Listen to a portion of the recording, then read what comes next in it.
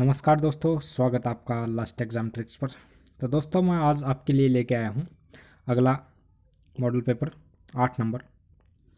तो दोस्तों ये जो 20 क्वेश्चन मैं लेके आया हूँ, इसमें से अगर आपने 15 भी कर दिए तो आपकी तैयारी बहुत ही भयंकर मानी जाएगी। आप कोई भी एग्ज़ाम का जो जीके पार्ट है वो आसानी से निकाल सकते हैं। तो देखिए शुरू करते हैं कि संसद में शून्यकाल कितने बजे स्टार्ट होता है। तो आप सभी को पता होगा कि 11 बजे क्या होता है कि प्रश्नकाल होता है।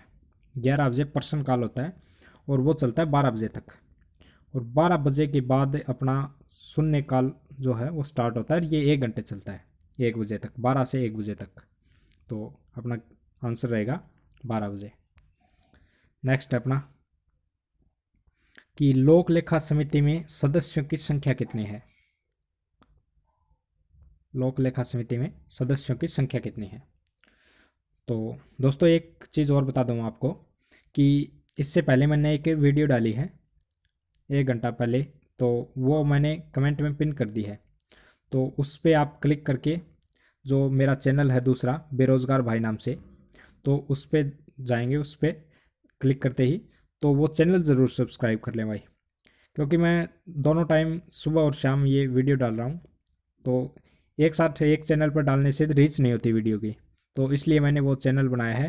तो आप बस आपका सपोर्ट है मैं तो भाई, तो चैनल सब्सक्राइब ज़रूर कर लें वो, ठीक है। तो देखिए इसमें क्या है कि लोक लेखा समिति में सदस्यों की संख्या कितने हैं। तो ये है 22। इसमें 15 जो सदस्य होते हैं वो होते हैं लोकसभा से और 7 होते हैं राज्यसभा से, ठीक है। इसके अलावा जो एग्ज़ाम में दो ये समितियों के से संबंधित 2 प्रश्न पूछे जाते हैं कि एक तो लोक लेखा समिति है ये, और एक है प्राक्कलन समिति जिसे अनुमान समिति बोल देते हैं। तो इसमें सदस्यों की संख्या होती है दोस्तों 30, ठीक है। बाकी इसका लोक लेखा समिति में होती है 22। नेक्स्ट अपना क्वेश्चन, तो वो जो वीडियो मैंने डाली है वो कमेंट में पिन कर दी है भाई, तो उस पर क्लिक करके वो चैनल है बेरोज़गार भाई, वो चैनल सब्सक्राइब ज़रूर कर लें भाई। तो देखिए वित्त आयोग का उल्लेख कौन से अनुच्छेद में है। तो आप सभी को पता होगा कि वित्त आयोग का जो उल्लेख है वो होता है दोस्तों 280 में। अच्छा, इसके अलावा अगर हम बात करें 324 में होता है निर्वाचन आयोग, और 315 से 323 तक होता है यूपीएससी, ठीक है। और 352 में आप सभी को पता है कि ये होता है जो अपना बाहरी युद्ध आक्रमण हो गया तो उस टाइम जो अपने आपातकाल लगाना होता है, तो ये वो है। नेक्स्ट अपना कि जैन धर्म के प्रथम तीर्थंकर कौन थे। बहुत ही गजब क्वेश्चन है। एक बौद्ध धर्म से आया था 28 तारीख को एग्ज़ाम में, तो ये आगे 7 तारीख को ये आ सकता है भाई, तो थोड़ा ध्यान कर लेना कि जैन धर्म के जो प्रथम तीर्थंकर थे वो थे ऋषभ देव, ठीक है। और इसके अलावा अगर हम बात करें महावीर स्वामी, ये 24 में हैं और ये 23 में थे, 23 में हैं अपने पार्श्वनाथ, और पहले अपने ऋषभ देव हो गए, ठीक है। और ये जमाली इनका महावीर स्वामी जी का दामाद था और पहला शिष्य भी था। नेक्स्ट अपना पहली बौद्ध संगीति कौन से शासक के समय हुई थी। तो देखिए आप एक शब्द याद रखो, अका अक।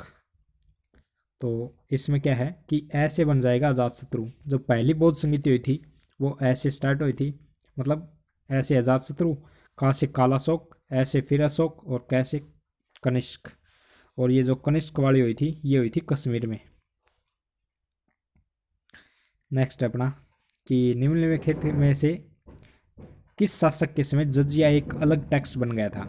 तो दोस्तों ये हुआ था फिरोज शाह तुगलक के टाइम, ठीक है। और इसके अलावा अगर मैं आपको बताऊं तो मोहम्मद बिन तुगलक को आप सभी जानते हैं कि इसे पागल सुल्तान भी बोला गया था। बलबन इसने एक तो चलाया था पाबोस और एक सिजदा, ये 2 प्रथाएं चलाई थी इसने। पाबोस में सुल्तान के पैर चूमने होते थे और सिजदा में सर झुकाना होता था। भगवान शिव की प्रतिष्ठा में कितने ज्योतिर्लिंग स्थापित हैं? तो दोस्तों ये हैं 12।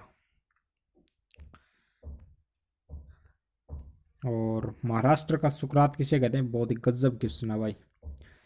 महाराष्ट्र का सुकरात बोलते हैं अपन महादेव गोविंद रानडे को। और अगर ये पूछ लिया जाए कि बंगाल का सुकरात, तो ये हो गया चैतन्य महाप्रभु। ठीक है। और दयानंद सरस्वती, इसने आर्य समाज की स्थापना की थी। और राजा राम मोहन राय ने ब्रह्म समाज की थी। तो ये थोड़ा आप ध्यान रखना, इनसे क्वेश्चन बनते हैं। वह मुगल शासक जो 2 बार मुगल साम्राज्य की गद्दी पर बैठा था। बहुत ही भयंकर क्वेश्चन है भाई। ये है अपना हुमायूं। इसके साथ क्या हुआ कि 1540 में इसे शेरशाह सूरी ने लात मार के भगा दिया। फिर ये बंदा आया वापस से 1555 में। 1555 में इसने 1-2 और राजा थे, उनकी सहायता से ये उसने अपना कब्जा वापस ले लिया था। और ये दोबारा जो गद्दी पर बैठा उसके 6 महीने बाद ही पुस्तकालय की सीढ़ियों से गिरकर इसकी मृत्यु हो गई थी भाई। तो नेक्स्ट अपना कि पलासी का युद्ध कब हुआ था? तो पलासी का युद्ध आप सभी को पता होगा कि ये 1757 में हुआ था दोस्तों। क्यों हुआ था, कई बार ये भी पूछ लिया जाता है। तो ये ब्लैक होल एक नाम से एक घटना हुई थी 1756 में, 20 जून को हुई थी ये। और फिर जो प्लासी का युद्ध हुआ वो 23 जून को, इसके 1 साल बाद 23 जून को प्लासी का युद्ध हो गया था। 1764 में बक्सर का युद्ध हुआ था और ये निर्णायक युद्ध था। इसके बाद अंग्रेज़ों के मतलब पैर भारत में जम गए थे। अगला है हमारा कि चतुर्थ आंग्ल मैसूर युद्ध कब हुआ था? तो ये बड़ा भयंकर क्वेश्चन है। 1799 में हुआ था दोस्तों। और इसमें टीपू सुल्तान की मृत्यु हो गई थी, टीपू सुल्तान। ठीक है। नेक्स्ट अपना कि पहली बार आयकर किसने लागू किया था? यह भी बहुत ही गजब क्वेश्चन है। तो आप सभी को पता होगा कि पहली बार जो आयकर लागू हुआ था वो 1559 में हुआ था।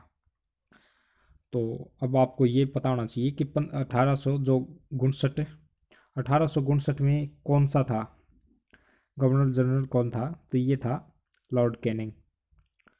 ठीक है। वायसरॉय का पद दे दिया था इनको बाद में। तो ये 1862 तक रहे थे। ठीक है। तो इसने ये पहली बार आयकर लागू किया था और इसके बाद ये चलता ही आ रहा है।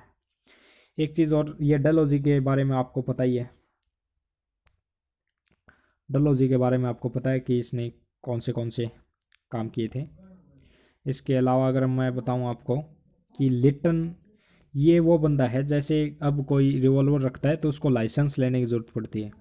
तो ये जो लाइसेंस वाला सिस्टम था ये इस महाशय ने चलाया था, लॉर्ड लिटन ने 1878 में चलाया था इसने ये। और इसके बाद अगर हम बात करें लॉर्ड डफरिन की, तो कांग्रेस की जो स्थापना हुई थी वो लॉर्ड डफरिन के टाइम हुई थी भाई। अगला, भारत में सबसे अधिक उपजाऊ मृदा कौन सी है? तो बहुत ही गजब क्वेश्चन है। भारत में जो अधिक उपजाऊ मृदा है वो जलोढ़ मृदा है भाई। नेक्स्ट है अपना, भारत की सबसे लंबी नदी कौन सी है? तो वैसे तो अगर हम बात करें तो ब्रह्मपुत्र जो है वो गंगा से लंबी है, लेकिन ये भारत की नहीं है। गंगा नदी है ये अपनी भारत की सबसे लंबी नदी है और इसकी लंबाई है वो 25 किलोमीटर है, 2525 किलोमीटर। नेक्स्ट अपना, भारत की सबसे ऊंची चोटी कौन सी है? बहुत ही गजब क्वेश्चन है। कई बार बच्चे कन्फ्यूजन में क्या कर देते हैं कि माउंट एवरेस्ट कर देते हैं। तो माउंट एवरेस्ट है ये भारत की नहीं है भाई, ये है नेपाल की। अपने जो भारत की सबसे ऊंची चोटी है वो है गॉडविन ऑस्टिन। और गॉडविन ऑस्टिन की इसकी जो लंबाई है वो 8611 मीटर है। तो कई बार ये भी बच्चे बोल देते हैं कि सर ये तो पीओके में है। तो हाँ भाई, पीओके में ज़रूर है, लेकिन इसे भारत की सबसे ऊंची चोटी ही बोला जाता है, क्योंकि अगर मैप में आप देखोगे तो ये भारत के मैप के अंदर ही है। इसके बाद है कंचनजंगा, और कंचनजंगा की जो लंबाई है, ऊंचाई है वो 8585 है। ठीक है। तो अगला क्वेश्चन हमारा कि पहले भारतीय राकेश शर्मा जिन्होंने अंतरिक्ष की यात्रा की थी, कब की थी इन्होंने? ये क्वेश्चन बहुत बार पूछा जाता है। तो दोस्तों इसका आंसर रहेगा 1984 में। और कई बार ये पूछ लिया जाता है कि जो पहली बार चंद्रमा पर मानव गया था तो वो कब गया था? तो वो गया था 1969 में, और उसका नाम था नील आर्मस्ट्रॉन्ग। और एक अगला क्वेश्चन हमारा कि कृत्रिम मौसम उत्पन्न करने के काम आने वाला उपकरण कौन सा है? तो दोस्तों आपने अभी तक सब्सक्राइब नहीं किया है चैनल, तो चैनल सब्सक्राइब जरूर कर लें भाई। कृत्रिम मौसम उत्पन्न करने वाला है साइटोट्रॉन। ठीक है। इसके अलावा अगर मैं बताऊं आपको सेक्सटेंट क्या है, तो ये जैसे किसी मीनार की ऊंचाई मापनी हो तो ये इससे नापी जाती है। और पेरिस्कोप जैसे पनडुब्बी में पानी के ऊपर जो कार्रवाई क्या हो रही है वो देखनी हो तो पेरिस्कोप से पता चलता है इस चीज़ का। और पायरोमीटर से जो अपने से बहुत दूर है कोई चीज़ तो उसका ताप हमें ज्ञात करना हो तो पायरोमीटर से हो जाएगा। नेक्स्ट है सोडियम क्लोराइड का सूत्र क्या है? बहुत ही गजब क्वेश्चन है। तो ये रहेगा दोस्तों NaCl। और CaO ये है बिना बुझा हुआ चूना। ठीक है। नेक्स्ट अपना आत्मघाती थैली किसे कहते हैं? बहुत ही भयंकर क्वेश्चन है भाई साइंस का। ये 7 तारीख को कन्फर्म आने की संभावना है इसकी। तो देखिए आत्मघाती थैली बोलते हैं अपन लाइसोसोम को। अच्छा, तो फिर माइटोकॉन्ड्रिया को क्या बोलते हैं? इसे बोलते हैं पावर हाउस, कोशिका का पावर हाउस। ठीक है। और गोल्जी काय इसे ट्रैफिक हवलदार भी बोल देते हैं। ये जो अपने अणुओं का जो मतलब ट्रैफिक का जो करने का काम ये करता है, मैनेजमेंट का वही।